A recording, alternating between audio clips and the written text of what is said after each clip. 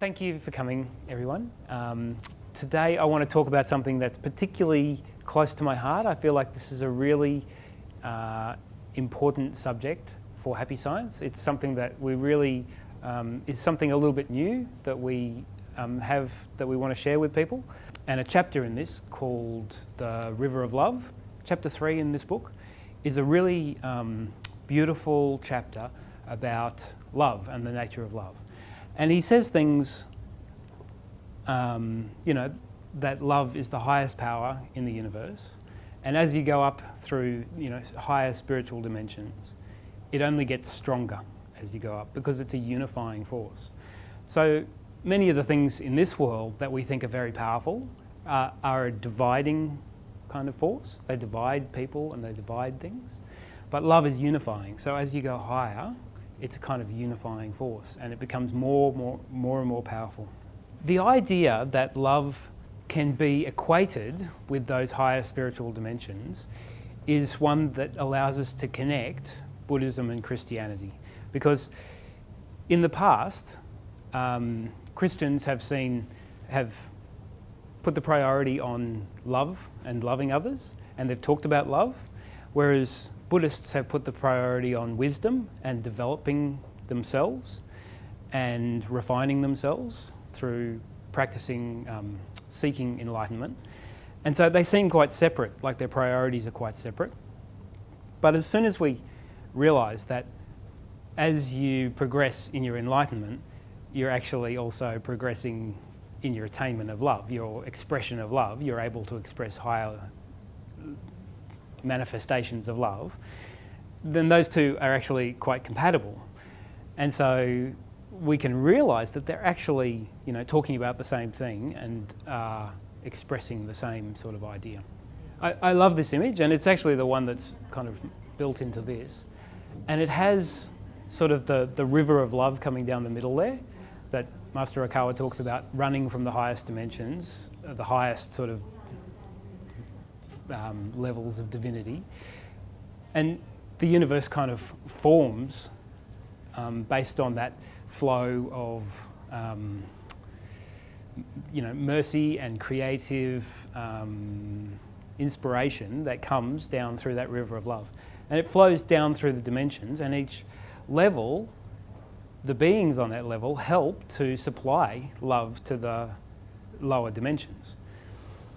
So we think that these lineages of different kinds of spirits who imagine themselves as either Buddhist angels or Christian angels have developed over the millennia because two different lineages went around the world thousands of years ago. They went different ways around the world, and one side went west through Greek sort of civilization, the Greeks and then the Christians, and they had many great spirits came and taught different teachings during that time, and they kind of prioritized during that time teachings like love and progress, right? Whereas in the other way around the world, the Eastern sort of tradition, we saw more teachings of self-reflection and wisdom, and they coming from the same source, from the same great, divine spirit that inspires all civilizations on our planet. But they've got different personalities, right? And so they've become slightly different. And we really see these two traditions as being harmonised and recombined in Japan today. So that's a little strange, but I think it's good background to think about the way in which these subtle teachings, because this teaching of love and the stages of love that I'm going to talk about today, it's quite a subtle thing, right? It doesn't seem very exciting and world-changing, but it's a kind of subtle change to the way in which we think about love that over time we think will make a lot of difference in the way that our civilization works. So we think that it's a really important thing to be sharing. Just as a little bit more background, I just want to share that some of those great teachers, Thoth, who is normally thought of as a god on the wall of Egyptian monoliths, but we think believe that he was actually a great spirit who was born in Atlantean times and taught people, shared a teaching that was based in love and progress. And so as that civilization degraded after that era and started to spread around the world, other teachers came and taught in different ways. So Hermes in Greece taught about prosperity, and there's still texts that are attributed to both Thoth and Hermes that are kind of hidden and have come out in recent years.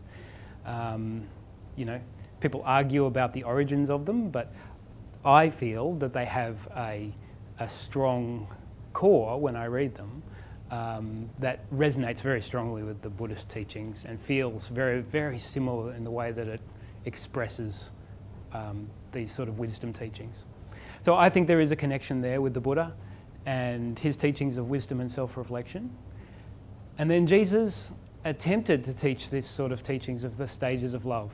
And he talked about love in different levels, but his problem was that very few people, if anybody, during his lifetime could understand. And the people in power were offended by his mercy and so they trapped him in old laws from Moses' era, not realising that Moses had been limited by his era as well. So Moses had taught his teachings which were put into context of his civilization, and so teachings about working on the Sabbath were later used to kind of entrap Jesus in a kind of in a legalistic sort of way, overlooking the fact that he was actually serving others on the Sabbath. They disregarded that kind of love and mercy and used it instead to persecute him. Does that make sense? So they misunderstood and they persecuted him, and during his lifetime he couldn't teach the depth of what he was had set out to teach. And so Christians still don't think about stages of love in a way that you can grow through them, so that you can't progress to a higher stage of love. There's no sort of step-by-step self-development built into those teachings. Okay, so against that background, Master Okawa taught a sort of multi-dimensional structure to the universe. And I'll run through this very quickly. I know that mostly I talk about this sort of thing a lot. But that there is higher dimensions to this world, this universe, and that they are, we connect to them through our mind. Every thought that we have connects us to higher in the spirit world. And those higher dimensions are also connected to these stages of love over on the side. And just briefly, the fourth dimension connects to a kind of instinctive love. But it can also be kind of corrupted into a love that takes. So this is when you're taking love from others, expecting love from others, wanting others to do things for you and respect you all the time without actually giving to other people. So it's like a taking, but it never gives. And so there's no supply, there's only a thirst, and it becomes like a sickness. But for the most part, the astral realm is a kind of instinctive love, like an animal's love for its children. Fundamental love of the fifth dimension, spiritually nurturing love, and I'll go through these in more detail.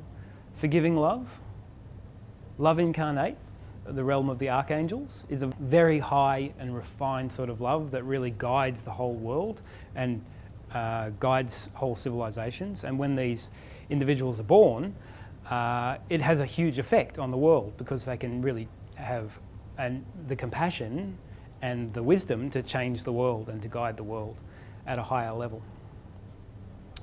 God's love is kind of beyond, in some ways, the human realm, and there is even higher levels of love beyond this that are beyond the sort of earth sphere. So I know this is a little strange and a little esoteric, but the practical aspect of this is that there's this stages of love, and you can look at the way that you think about others And you can try and match it to these levels of love so that you can progress and improve the quality of the love that you give to others, which will bring you happiness, but it will also bring you the capacity to help others more. And really, that's what this life is about improving your capacity to help and express love. Okay? These core ones, I'm going to kind of ignore instinctive love, fundamental love, nurturing love, forgiving love, existence as love, and the love of God are stages that we can use when we think about our own spiritual state. Master Okawa says that we don't really strive to attain the ninth dimensional love of God because it's more the love that is, it's more a love that's a gift to the earth. It's more like it's sent by heaven and we don't really strive to become it. Some people are definitely born tuned to that dimension, no doubt about that, but it's not something that we attain to, strive to become. So very briefly, instinctive love, and I don't really feel like I need to talk about this very much because it's 80 to 90% of what we mean when we talk about love in this world is instinctive love. It's love that, is a very animalistic sort of love, and it's very natural. It's not an aspiration to become, to manifest instinctive love. We're kind of born instinctually with this. The problem is that it's quite close to the material world, so it easily gets ensnared in attachments. So once you become attached to sensation and receiving and getting and taking, you become, this kind of love becomes it kind of entraps you because you want more, you want to get, and as I said, if you're not giving, then you're kind of like, you're not manifesting love yourself, then you can't be happy. You can't be happy taking love from others, getting love from others, because they won't put up with it for very long. You need to, the first step is to be giving love to others. And as soon as you start giving, you start to become happy. It starts to make you happier. And by giving, I mean actually, helping others, thinking of what others need, developing, helping to nurture other people. Fundamental love goes a little beyond that. It starts to take an interest in people who are beyond just your family and your gene pool. And it really does wish them well. It really does want to see good for them. So many people really don't like to see other people succeeding, and to see other people happy makes them feel less happy. But that is a kind of taking of happiness. So if you can feel good when other people feel good and really feel genuine happiness when other people are successful, then that's a higher level of love, okay? So it's not kind of survival of the fittest, low level of instinctive love, it's a kind of more generous sort of stage. So this level of love alone would be enough to make this world a heavenly world, right? If people all the time were working on this level, then they could be giving to each other and there would be supply. There would be supply of love. And so people would be receiving love every day and would be generous to each other and kind and helpful and all the time. And it's not that it doesn't happen in this world, but it's not as common as we would like. And it represents a first step towards creating a really beautiful world. Although everyone has this understanding of this fundamental love, it's of no use unless we're putting it into action. And it takes effort to actually put it into action. And that's where this world becomes a challenge and it becomes an opportunity to really develop our souls, is because it takes effort. It takes hard work to put this level of love, to get up and to help other people, to make effort for other people without expecting something more in return. You can use this to start to think about how much last week did you think about giving love to strangers, to other people? you can start to gauge your own level of love by when you think about this, which I think is quite practical, quite useful way of thinking. The spiritually nurturing stage of love is a higher level. It's the kind of level of leaders and of teachers. Down here it says entrepreneurs, artists, writers, lawyers, judges, doctors, politicians. And it's more mature, and it's able to, it has a degree of intellect associated with it, where it can discern the solutions to other people's problems and actually start to help them in a practical way. And it also sees the direction of kind of development. So it sees the direction towards that river of love, and it can start to guide people, spiritually nurture people to grow spiritually. So this level of love, it doesn't just focus on supporting people physically. You know, it's not just about, you know, I've said this before, but it's like the saying, you teach a man to fish and you feed him for a lifetime. Rather than giving someone a fish, you're nurturing them to develop themselves. So it's not just a physical nurturing, it's now on a spiritual level. It's helping them to develop as individuals on a spiritual sort of level. So it's a higher level than just physically nurturing them, although that may be part of it as well. And it is quite an intellectual sort of love, because, as it says, the blind can't lead the blind.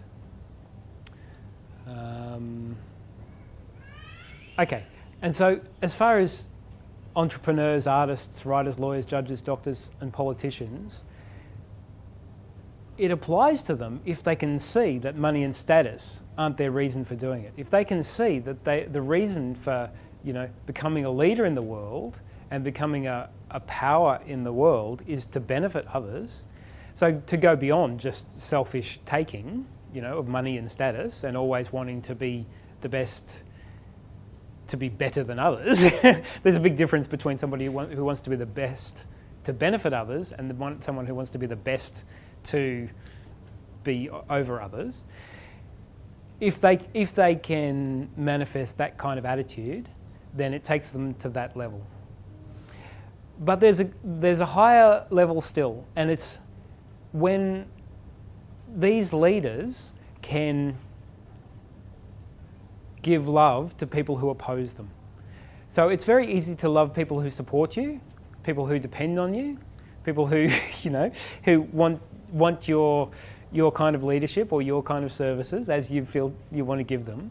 But it's a very different thing to love the people who stand in your way, who oppose you, who go out of their way to hurt you, right?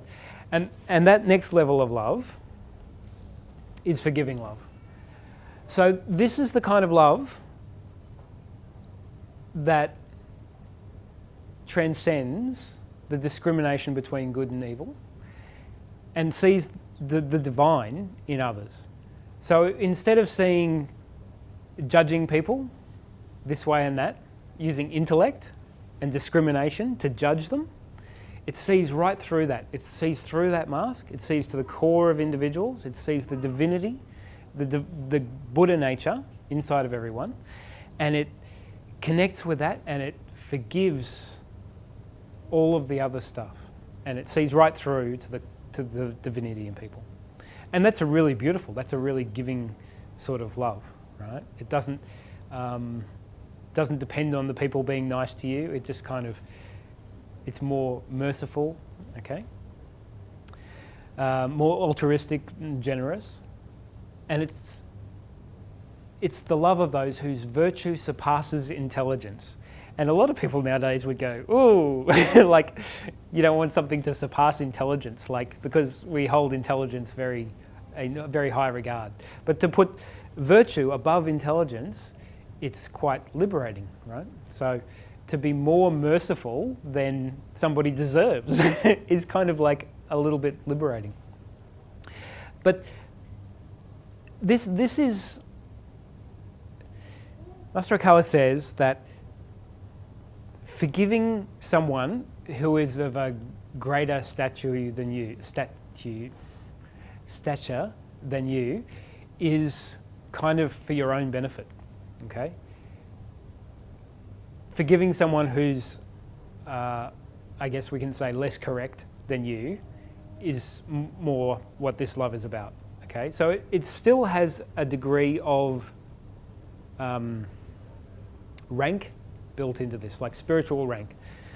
So when Jesus was being killed, he said, "Forgive them, Father, they don't know what they do," right? So this is the kind of love that this is the manifestation of. It's of someone who's has a higher level of enlightenment, forgiving those who are ignorant because they don't know. And it's got this degree of mercy, but it has this, it discriminates in the rank, okay? And so in this dimension of the spiritual rank, it still has a discriminating sort of aspect. So it's an incredibly high level of love, and the people who can manifest it consistently are incredibly rare. But there is, Master says, a higher dimension still. And I want to be clear, I'm not really qualified to talk about this stuff because I'm not, like this every day. I get grumpy with everyone. So it's certainly beyond my experience. But we can certainly imagine it, even if we can't manifest it consistently day after day. So existence as love, this is the highest level that humans can, sort of aspire to in our spiritual journey. It's not that there's not higher levels, but aspiring to them kind of, you get a bit egoic just thinking about it. Okay, so it's not directed at one person or one single group, it's just radiated, right? So existence as love is just a radiating love, and it doesn't discriminate like between one person, one group is better than another group, this religious group, that religious group. It's more just radiating, like the sun radiates light and, I want to say love endlessly, and it's that kind of radiating energy and that we're talking about here. And it doesn't change, it doesn't, depending on who it touches. To spend time thinking about, what it feels like to radiate love like that is part of what we're going to do in a few minutes when we do the meditation. This is a video. Half of it is about 7 minutes. Unfortunately, we have to read it. It hasn't got a voiceover. So it talks a little bit about forgiving others. And in Happy Science, we consistently find that people get a lot out of learning to forgive others, forgive people who've hurt them in their lives particularly. It's almost always parents or someone early in their childhood that we hold a heavy, a grudge against. And we think that we forgive them, we say we forgive them, but the actual process of really deeply forgiving them is a different kind of experience. And so the second part is actually a testimonial by one of our lovely members from the US, Nina.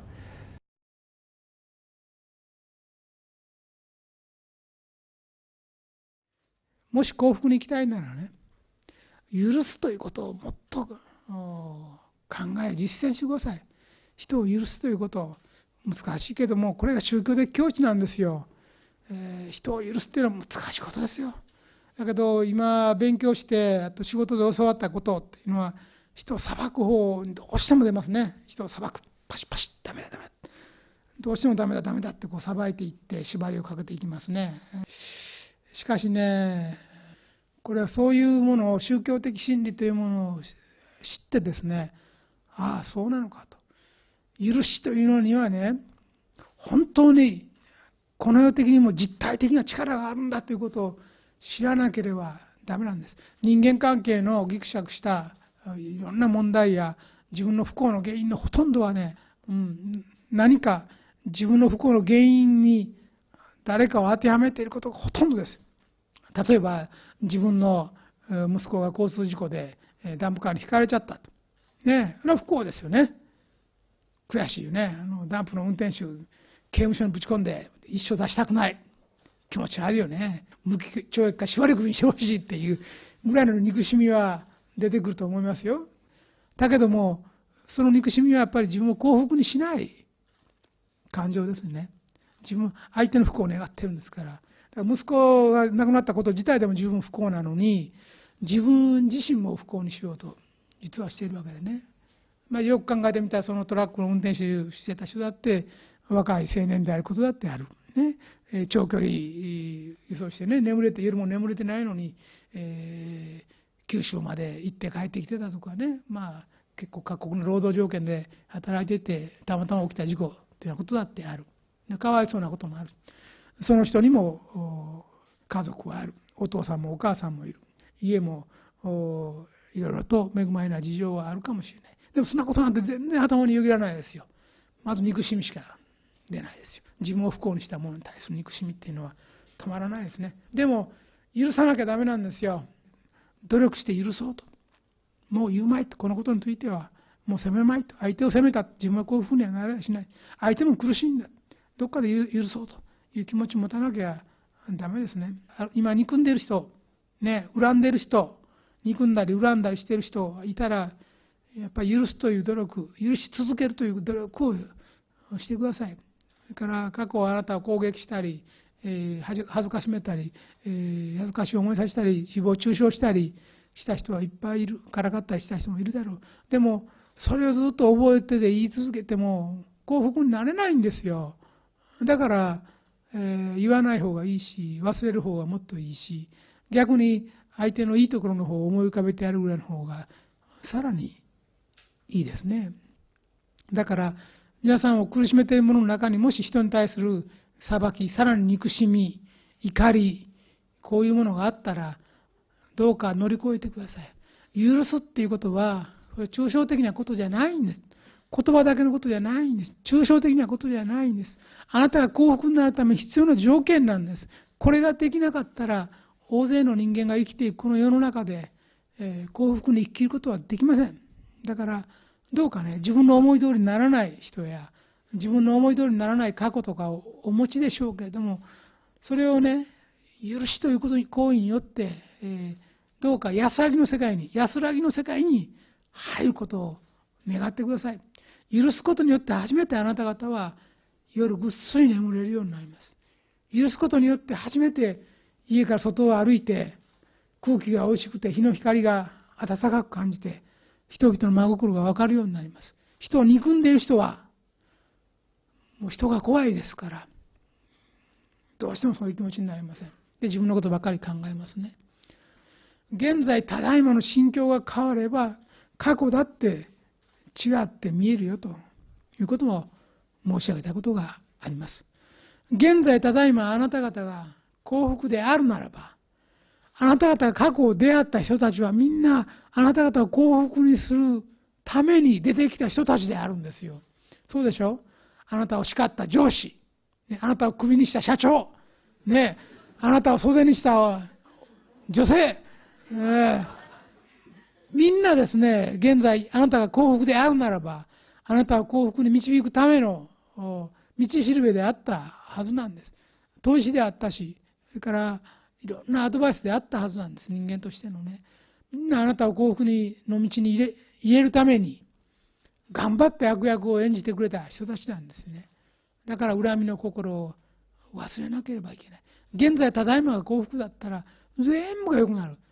だからそれぞれの人が仏性を雇っていて素晴らしい存在なんだから、だから素晴らしい人たちに素晴らしいように伸びていただくということが大事なことなんだということですね。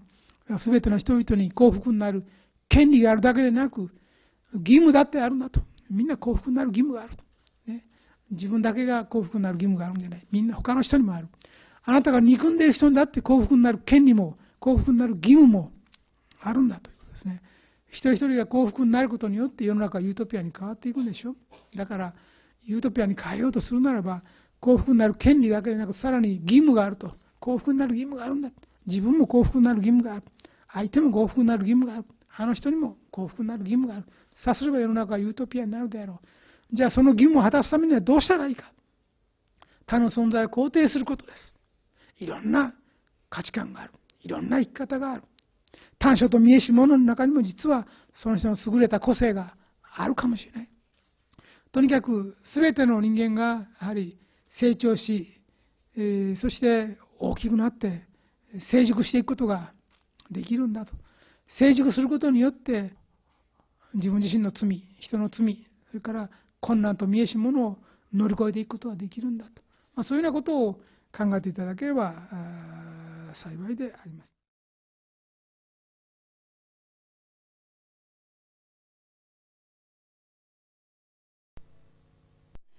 My name is Nina Watare Kamwene, and I'm from Los Angeles, Torrance branch office of RH USA. I am from Africa, and when I left Africa 31 years ago, I am very, very upset with my mother. I'm angry, very, very sad, because when I was growing up, there was a war in Africa. My father is gone fighting for the war. And I am very little. I have to raise my brothers, four brothers and 2 sisters. So I'm working very hard. I have no clothes and I'm crying, and my mother is working for many, many hours. So I hate my mother. I really hate my mother because I don't get to be a child, you know. I have a little girl, 16 years old, and my husband is from New Zealand. So every year my husband takes the child to New Zealand. And he says, are you going to take the daughter to Africa? And I don't want to go to Africa because I don't want to have anything to do with my family.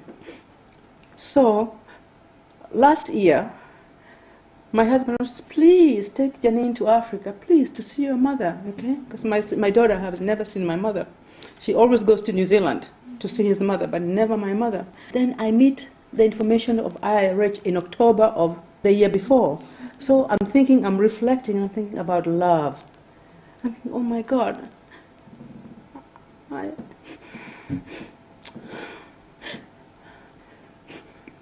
didn't see my mother for 31 years. And I'm thinking, my daughter and me, if I don't have my love with my mother, how can I have love with my daughter?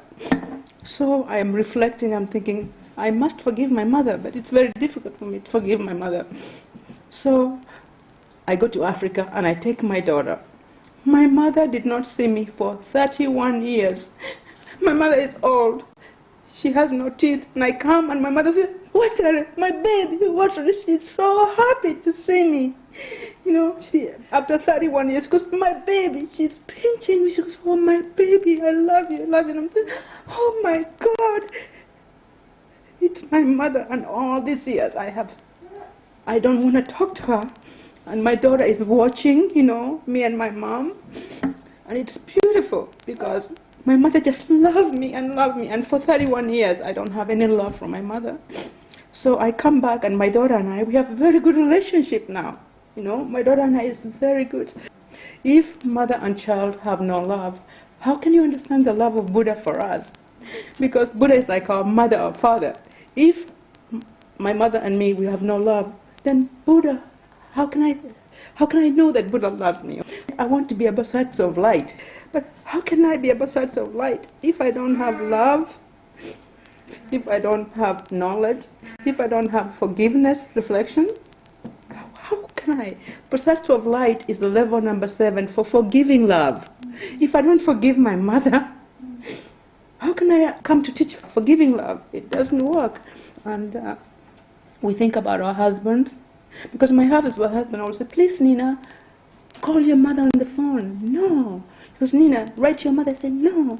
My husband always reminding me, and I always said, no. And my daughter, she goes, Mom, why are you angry at Dad? Because Dad in heaven agreed to remind me when I come here, to remind me about love. And my baby girl, she reminds me too. The 2 of them, all the time they're on my case, always, always. So upstairs when we're talking about nature of love, I'm thinking, why these 2 people in my life? My husband and my daughter. Because if I don't have these 2 people, I would never remember. I go to hell because I would never remember to love my mom. Now that I can love my mom in Africa, then I can love my daughter in America. And my husband is like the one who's bringing us together like this, you know. And then when I study the laws of Master Okawa, then I can say, I know how to love. I have the information, knowledge. I know how to reflect, to forgive. And then I can develop to Bob Satsu. But I have to do it here, you understand? So this is very important to me. And because I was raised Christian, I have no idea about this. In a Christian religion, they say, love your mother, love your father. Okay. But I don't like my mother. They don't give you step by step on how to do this. So the reflection here is very important because it allows me to learn how exactly what does it mean to love my mother. It's because my mother is an angel from heaven to remind me how God loves me. So if I remember this, then I can accept the love of Buddha. Yesterday in the class I say, I want to go to heaven, but I don't want to come back. And Master Himai said, no, you have to come back. I said, no, I don't want to come back. And now I know, because how can I not come back? I didn't finish my work. I want to go to stay in heaven, but I've too much work for me here. So now I am very happy. Buddha is very sad, because Master Okawa said, I need people to help to bring this information. And now I know my role in life. I was born in Africa. I live in America. What am I doing in Japan? Please. See, why am I in Japan? Because Buddha bring me from Africa to America to Japan to remind me that I am here to bring the light. Excuse me.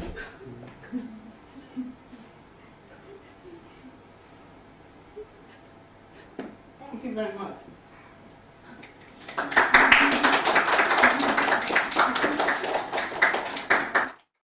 Okay, so thank you for that, everyone. I had a great meditation. I hope you did too. And thank you so much for coming. I hope that this gives you a little bit to think about in the way that you love and you go through your life. Hope it got your heart chakra pumping and a little bit of exercise for your spiritual heart. If you'd like to know more, certainly this book is such a core book for happy science, and I really think that it will, time will tell, but it will be one of the most important books that, has been published in a millennia. So you can judge for yourself on that one. It's got a lot of information about love, but also a lot of other background as well. Also, this one has a lot of information on the stages of love and a lot of other more practical, or just as practical, teachings as well about living a better, happier life, more radiant life. And of course the 9 dimensions is a great description of the spiritual world, but I also want to recommend, if you want to understand a little bit more about the history of the world from a spiritual perspective, the Golden Laws is an excellent one as well, because it's really quite unique, and it helps you to understand sort of history from a different perspective to the one that we're normally taught at school, and I found it just fascinating. Okay, so I guess that's it for the day, and thank you again for coming.